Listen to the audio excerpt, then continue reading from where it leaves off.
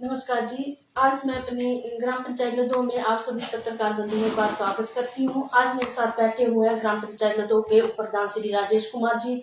इनके साथ बैठे हुए हैं वार्ड नंबर 5 के श्री विजयकांत सिंह और मेरे पीछे बैठे हैं वार्ड नंबर 1 के वार्ड मेंबर पंकज कुमार जी। मेरे साथ बैठे हैं वार्ड नंबर 7 के वार्ड मेंबर श्रीमती कमला देवी जी। उनके साथ बैठे हैं वार्ड नंबर 3 के वार्ड मेंबर श्रीमती अनिका कुमारी जी और उनके साथ बैठे हैं वार्ड नंबर 2 के वार्ड मेंबर श्रीमती रक्षा देवी जी।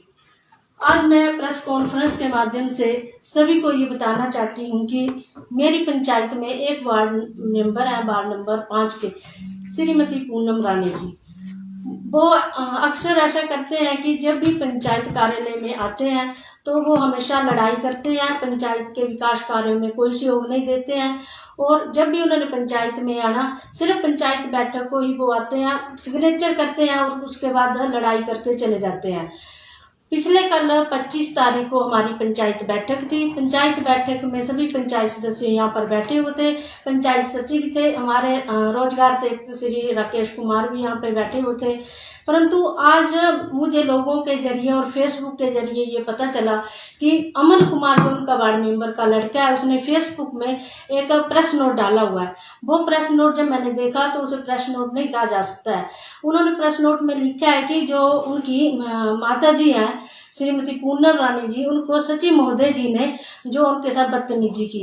पर आज मैं ये क्लियर करती हूँ कि हमारे सचिव महोदय जी ने उनके साथ कोई भी बदतमीजी जो वो नहीं की है। और सचिव महोदय का जो कार्य होता है पंचायत बैठक में सारे बिल जो है पंचायत सदस्यों के पास रखने और जो कार्य की चर्चा होती है वो पंचायत बैठक में करनी, सचिव महोदय जी ने वैसे ही किया। और जो बिल थे, कार्य जो हुए थे, उनके बिल सारी पंचायत सदस्यों के सामने रखे सिग्नेचर करने के लिए। परंतु पूनम रानी जो है वो अक्सर कभी भी किसी भी वार्ड सदस्य के स्टॉल में या किसी भी बिल में साइन करने से मना कर देती है और कल भी उन्होंने सिग्नेचर करने से मना कर दिया।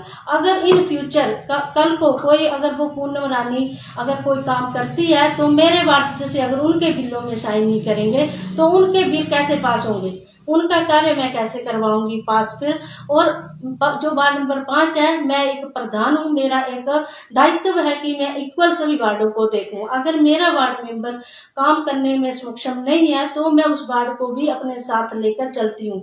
मेरे वार्ड में एक वार्ड नंबर 4 है पंचायत में, वहां पर भी 1.5 साल से वार्ड मेंबर नहीं आ रहे हैं। परंतु मैंने वहां पर भी मनरेगा के कार्य चलाए हुए हैं, प्लानिंग के कार्य चलाए हुए हैं, 15 फाइनेंस के कार्य भी मैंने खुद चलाए हुए हैं। वैसे ही मैंने आज जो आई है वार्ड नंबर 5 में भी जो मेरे कार्य हैं 50 फाइनेंस से भी मैंने चलाए हैं। जो वार्ड नंबर 5 के मनरेगा वर्कर है जो मेरे पास डिमांड लेके आते हैं, मैंने उनको रोजगार भी दिया हुआ है। परंतु वो वार्ड मेंबर अक्सर मेरे ऊपर हर बार जो है वो लड़ाई करती है, ब्लेम लगाती है।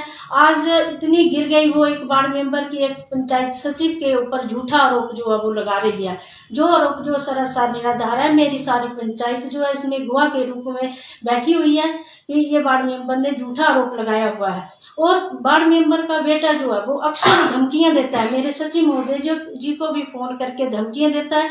मैं आज सरकार से ये गुजारिश करती हूँ कि पंचायती राज अधिनियम का नियम है कि पंचायत सदस्य का कोई भी परिवार सदस्य जो है वो इसमें दखलंदाजी नहीं देगा। परंतु ये पूनम रानी का बेटा जो है वो हर बार जो है इसमें इंटरफेयर करता रहता है पंचायत में। तो आज सरकार जो है ये पूनम रानी और उसके बेटे पर जो भी उचित कानूनी कार्यवाही है वो जो है वो अमल में लाई जा सके। और अमन राणा जो है वो खुद जो है वो गैर कानूनी काम करता है। एक बार उसने पंचायत से जो ब्लॉक लेवल से काम हुआ उसको दिया गया था, 5 मई को उसकी जो पेमेंटें हुई थी, एक रास्ते का निर्माण है। तो मैं ये बताती हूँ मैंने आरटीआई ली है क्योंकि लोग मेरे पास अक्सर वहां से आ रहे हैं कि प्रधान जी ये रास्ते का कार्य क्यों नहीं हुआ है। तो देखो 51,000 रुपया, मैं आपको बताती हूँ, मैंने पहले भी बताया, ये 51,100 रुपये जो है अमन कुमार के खाते में 5 मई को 2022 को ये पैसे जो है पड़ गए हैं। और 50 बैग सीमेंट की जो पेमेंट है वो भी सिविल सप्लाई, ये देखो 15,750 रुपए जो है ये सीमेंट की पेमेंट भी सिविल सप्लाई के खाते में 5 मई को जो अब हो चुकी है। और अभी तक वहां पर एक पत्थर तक नहीं लगा हुआ रास्ते में, तो लोगों का आना जाना जो बहुत ही मुश्किल हो गया। अगर वहां पे कोई डिस्ट्रीब्यूट था, कोई लैंड डिस्ट्रीब्यूट था, तो वो जो सीमेंट और जो पेमेंट हुई है वो अमन राणा वापस क्यों नहीं करता उसे सरकार को? सरकारी धन का दुरुपयोग क्यों कर रहा है वो? और सीमेंट मैं पूछती हूँ कि 1 साल पहले सीमेंट आया है, वो उस सीमेंट का क्या बना होगा 1 साल तक? उस सीमेंट को वापस, और सरकार जो है वो अमन राणा के प्रति एक्शन करे। वो सरकारी पैसे का दुरुपयोग कर रहा है, खुद वो काम नहीं करता है, सरकारी पैसे का दुरुपयोग करता है और पंचायत में अक्सर अपनी माता के काम में जो दखल अंदाजी देता है। एक महिला प्रधान हूं मैं, मेरे को बार बार वो तंग कर रहा है। और आज मैं इस मीडिया के माध्यम से मैं सब बात जो क्लियर करूंगी, उसकी हर एक जो उसके घोटाले हैं मैं क्लियर करूंगी, मैं हर चीज का एक प्रूफ दूंगी। मैं भू संरक्षण विभाग के अधिकारियों से भी इस वीडियो कॉन्फ्रेंस के माध्यम से अपील करती हूं कि यहाँ पर जो अमन राणा के माध्यम से जो पुल का निर्माण हुआ है, 13 लाख से पुल बनाई गई थी। जब पुल नहीं बनी थी तो सारा पानी जो था वो किसानों के बगीचों और किसानों के खेतों पर जाता था। पर अब हालात उस पुल के बनने के बाद इतने बिगड़ गए हैं कि बरसात को छोड़ के गर्मियों और सर्दियों में उस पुल में पानी नहीं आ रहा है। तो मैं भू संरक्षण के विभाग के अधिकारियों से अपील करती हूँ कि उसकी जो जांच जो है वो भी निष्पक्ष भाव से जो करनी चाहिए। और उसके बाद मैं एक सभी मुद्दे जो मैं उठाना चाहती हूँ जो उसने किया है, और उसने एक पीडब्ल्यूडी विभाग से मैं उनसे भी अपील करती हूँ कि एक ग्राउंड जो, जब मैं एक वार्ड सदस्य होती थी 2016 से लेकर 2020 तक, जब मैं वार्ड सदस्य के रूप में मैंने लदों पंचायत में कार्य किया है, उसमें मैंने मनरेगा से 3 लाख का ग्राउंड बनाया था। और अमन राणा ने उसी ग्राउंड को पास करके 5 लाख रुपए की धनराशि जो है पीडब्ल्यू लोक निर्माण विभाग के द्वारा जो वहां पे लगाई हुई है।